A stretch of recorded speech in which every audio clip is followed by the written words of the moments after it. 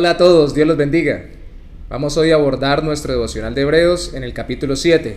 Iniciemos leyendo el versículo 1 hasta el versículo 10. Dice así la palabra del Señor: porque este Melquisedec, rey de Salem, sacerdote del Dios Altísimo, que salió a recibir a Abraham, que volvía de la derrota de los reyes, y le bendijo, a quien asimismo dio a Abraham los diezmos de todo, cuyo nombre significa primeramente Rey de Justicia y también Rey de Salem, esto es, Rey de paz, sin padre, sin madre, sin genealogía, que ni tenía principio de días ni fin de vida, sino hecho semejante al Dios, al Hijo de Dios, permanece sacerdote para siempre. Considerad pues cuán grande era este, que aún Abraham el patriarca dio diezmo del botín.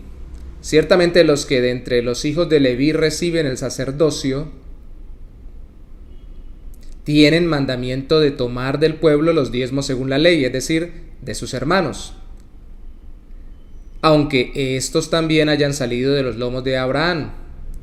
Pero aquel cuya genealogía no es contada de entre ellos, tomó de Abraham los diezmos, o sea, Melquisedec tomó los diezmos de Abraham, y bendijo al que tenía las promesas, y sin discusión alguna, el menor es bendecido por el mayor. Y aquí ciertamente reciben los diezmos hombres mortales, pero allí uno de quien se da testimonio de que vive, y por decirlo así, en Abraham pagó el diezmo también Leví, que recibe los diezmos, porque aún estaba en los lomos de su padre cuando Melquisedec le salió al encuentro. Sencillo. Ahora el autor de Hebreos, que ya había planteado esto desde el capítulo 5 directamente, en los versículos 5 al 6, citando el Salmo 110, versículo 4, que es un salmo mesiánico, había dicho que Jesús es sumo sacerdote o sacerdote supremo, pero según el orden de Melquisedec. Y también está citando lo acontecido en Génesis capítulo 14, cuando Abraham regresa de un encuentro militar y de esa victoria que obtiene junto con otros reyes de alguna ciudad-estado de ese lugar, le entrega el producto o los diezmos del producto de esa guerra, o el botín que rescató en esa guerra, a Melquisedec. Entonces utiliza esta figura, como lo terminó diciendo en el capítulo 6, para aplicarla a Cristo como un tipo, es decir, como una figura que anticipaba a Cristo. Porque en el capítulo 6 termina diciendo: Jesús entró por nosotros como precursor, hecho sumo sacerdote para siempre según el orden de Melquisedec. Y lo que hace aquí en el capítulo 7 es explicar por qué. Da dos razones principales. Primero, su título. Segundo, su falta de genealogía en cuanto a quién es él, pero da otra razón adicional, una tercera. Abraham le reconoció como un rey y sacerdote. Esto es muy importante, porque el sacerdocio comienza del hermano de Moisés, de Aarón, dentro de la tribu de Leví, y los levitas, especialmente los descendientes de Aarón, el hermano de Moisés, son los que se instituyen unos 1600 años antes de Cristo como sacerdotes por la orden de Dios. Pero antes, unos 2000 años antes de Cristo, el Melquisedec había recibido los diezmos como un sacerdote de Abraham.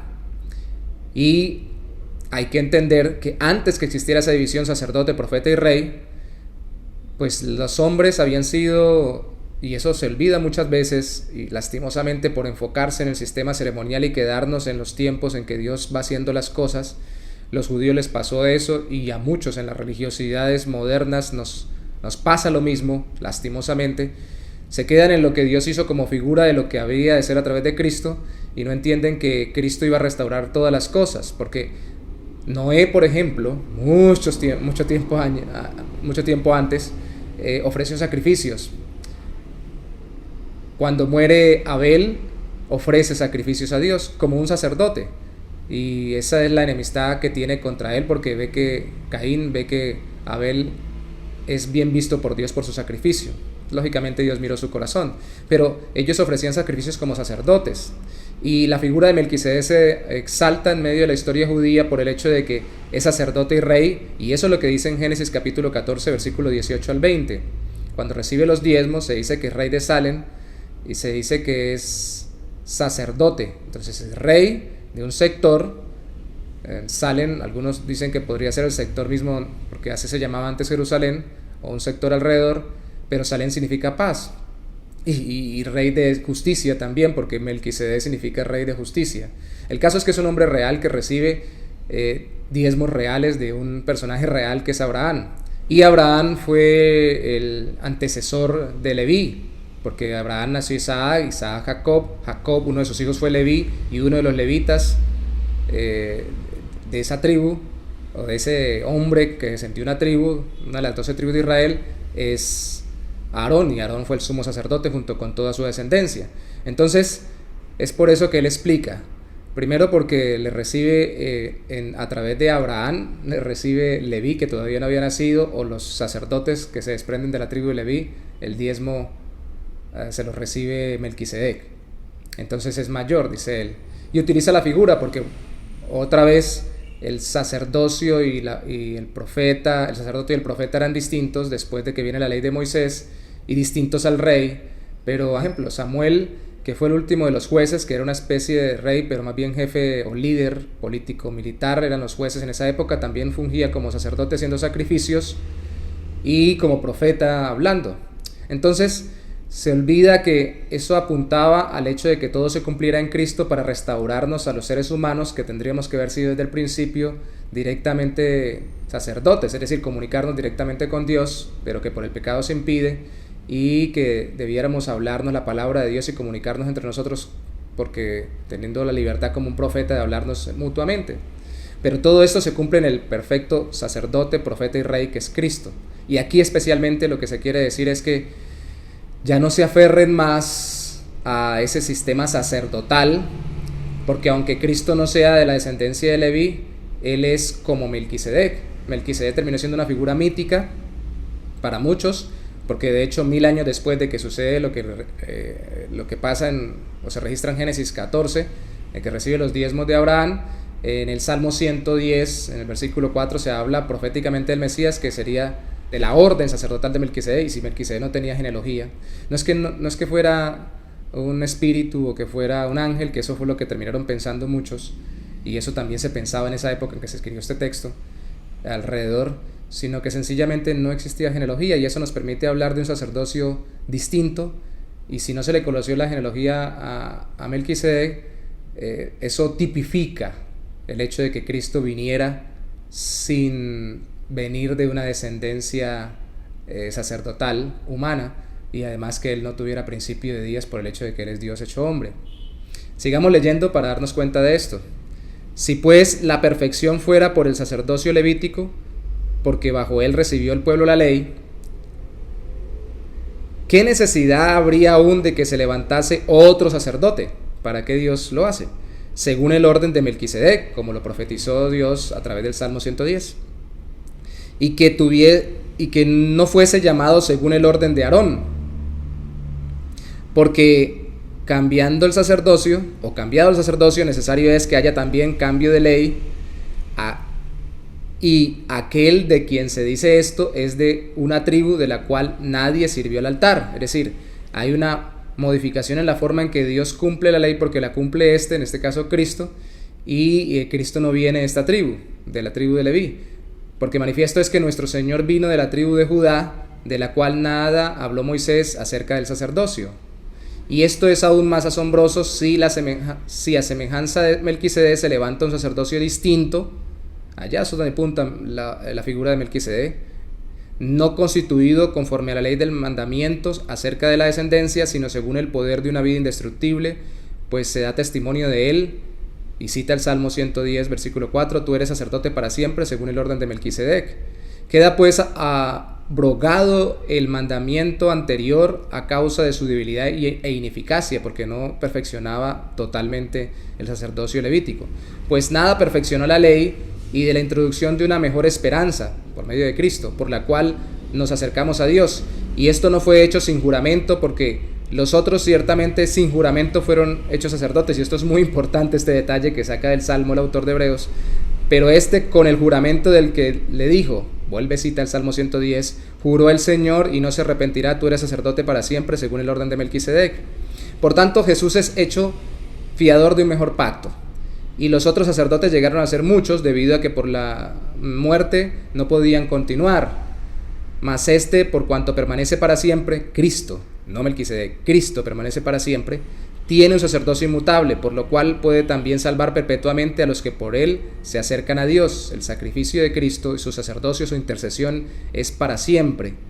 De hecho, eso nos hace recordar Romanos capítulo 8, versículo 34, donde Pablo dice que Cristo se ha sentado a la diestra del Padre y de allí intercede por nosotros, sirviendo siempre para interceder a Dios, o viviendo siempre para interceder por ellos ante Dios.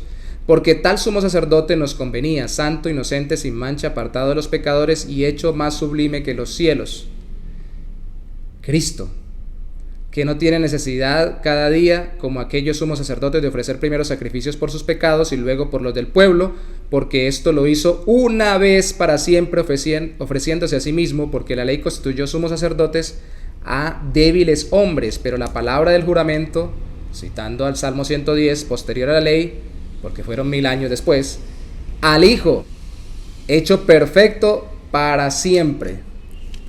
Entonces el sacerdocio de Cristo nos da vida eterna, su intercesión nos lleva al cielo y es perfecto porque Él realmente vino sin descendencia, Dios eterno se hizo hombre, la descendencia humana a través de su padre era de la tribu de Judá, no de la tribu de Leví, pero su sacerdocio es mayor porque es mayor que Aarón, es mayor que todos los descendientes de Aarón, es mayor que todo el pueblo de Israel.